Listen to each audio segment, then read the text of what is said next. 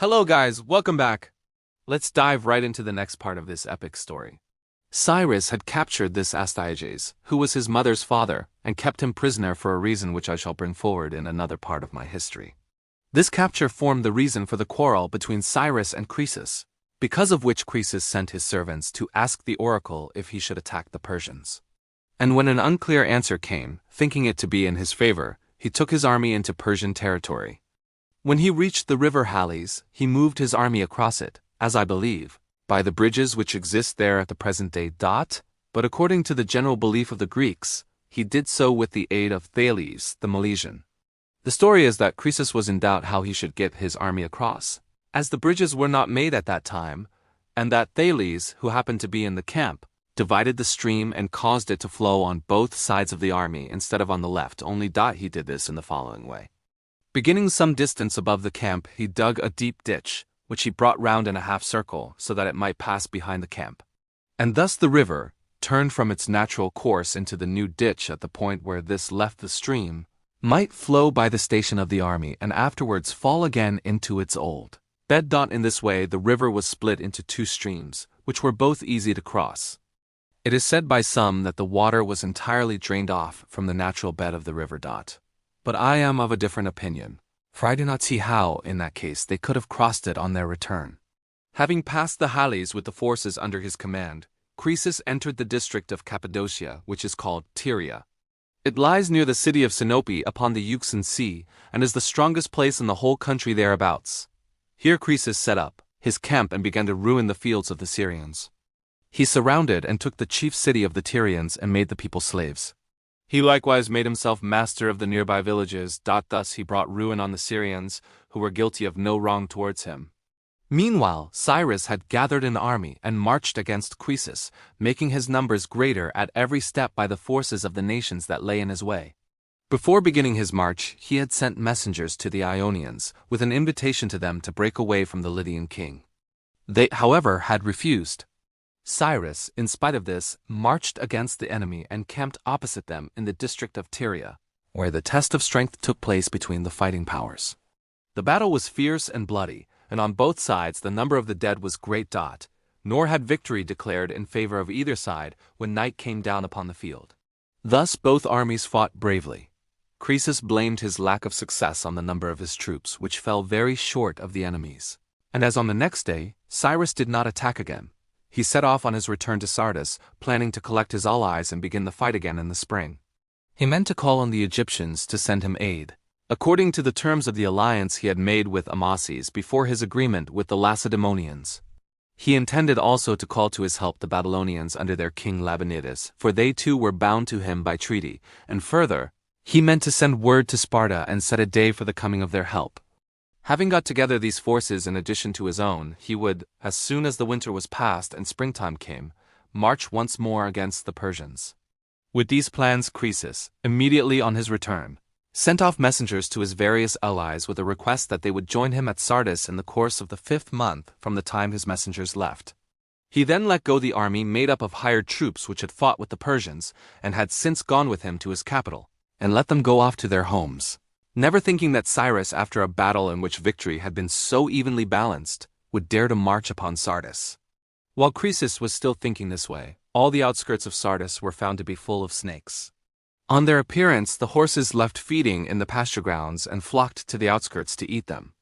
The king, who saw the unusual sight, rightly saw it as a sign. He therefore instantly sent messengers to the fortune-tellers of Telmasus to ask them about the matter. His messengers reached the city and got from the Telmessians an explanation of what the sign meant. But fate did not allow them to tell their lord, for before they entered Sardis on their return, Croesus was a prisoner. What the Telmessians had said was that Croesus must look for the coming of an army of foreign attackers into his country, and that when they came they would overcome the native people. Since the snake said they is a child of earth, and the horse a warrior and a foreigner. Croesus was already a prisoner when the Telmessians answered his question, but they had no knowledge of what was happening at Sardis or of the fate of the king. Cyrus, however, when Croesus broke up so suddenly from his place after the battle at Thyrea, thinking that he had marched away with the plan of letting his army go, thought a little and soon saw that it was best for him to move upon Sardis with all speed, before the Lydians could get their forces together a second time. Having thus decided, he lost no time in carrying out his plan. He marched forward with such speed that he was himself the first to tell of his coming to the Lydian king. That king, placed in the greatest trouble by the turn of events which had gone so completely against all his plans, nevertheless led out the Lydians to battle. In all Asia, there was not at that time a braver or more warlike people. Their way of fighting was on horseback. They carried long spears and were skilled in the handling of their horses.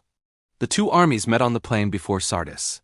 It is a huge flat area, bare of trees, watered by the Hilus, and a number of other streams, which all flow into one larger than the rest, called the Hermus. This river begins in the holy mountain of the mother goddess and falls into the sea near the town of Phocea. When Cyrus saw the Lydians arranging themselves in order of battle on this plain, afraid of the strength of their horse soldiers, he used a trick which Harpagus, one of the Medes, suggested to him. He collected together all the camels that had come with his army to carry the food and the baggage, and taking off their loads, he put riders upon them dressed as horse soldiers. These he ordered to go in front of his other troops against the Lydian horses. Behind them were to follow the foot soldiers, and last of all the horse soldiers. When his plans were complete, he gave his troops orders to kill all the other Lydians who came in their way without mercy, but to spare Croesus and not kill him, even if he should be caught and fight back. The reason why Cyrus put his camels against the enemy's horses was because the horse has a natural fear of the camel, and cannot bear either the sight or the smell of that animal. By this trick he hoped to make Croesus's horses useless to him, the horses being what he mainly depended on for victory. The two armies then joined battle, and right away the Lydian war horses, seeing and smelling the camels, turned round and ran off. And so it happened that all Croesus's hopes came to nothing. The Lydians, however, acted like men. As soon as they understood what was happening, they jumped off their horses and fought with the Persians on foot. The fight was long, but at last, after a great killing on both sides, the Lydians turned and ran. They were driven within their walls, and the Persians laid siege to Sardis. Thus the siege began. Meanwhile, Croesus, thinking that the place would hold out for a good while, sent off fresh messengers to his allies from the surrounded town. His first messengers had been told to ask them to meet at Sardis in the course of the 5th month. Those he now sent were to say that he was already under siege, and to beg them to come to his aid with all possible speed. Among his other allies, Croesus did not forget to send to Lacedaemon. It happened, however, that the Spartans were themselves just at this time busy in a quarrel with the Argives about a place called Thyrea, which was within the borders of Argos but had been taken by the Lacedaemonians. Indeed, the whole country westward, as far as Cape Malea, had once belonged to the Argives, and not only that entire area upon the mainland, but also Thyrea and the other islands. The Argives gathered troops to resist the taking of Thyrea, but before any battle was fought, the two sides came to terms. It was agreed that 300 Spartans and 300 Argives should meet and fight for the place, which should belong to the nation with whom the victory rested. It was also decided that the other troops on each side should return home to their own countries and not stay to watch the fight, as there was danger if the armies stayed that either the one or the other, on seeing their countrymen losing, might hurry to their help. These terms being agreed on, the two armies marched off, leaving 300 chosen men on each side to fight for the territory.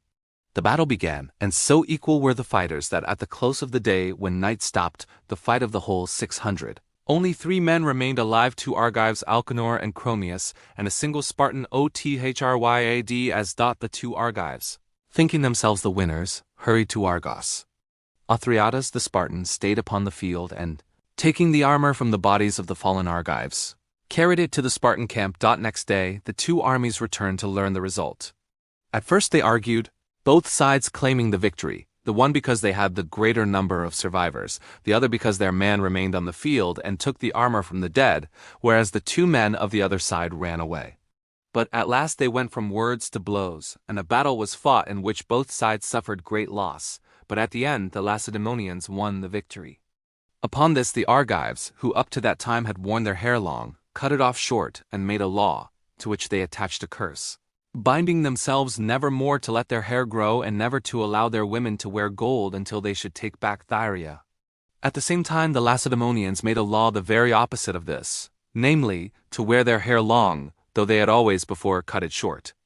Othryades himself, it is said, the only survivor of the 300, stopped by a sense of shame from returning to Sparta after all his friends had fallen, killed himself in Thyrea. Thanks for watching this dramatic turn of events. The tide of fortune is turning rapidly. If you're on the edge of your seat wondering what will happen to Croesus, make sure to subscribe so you don't miss the next installment.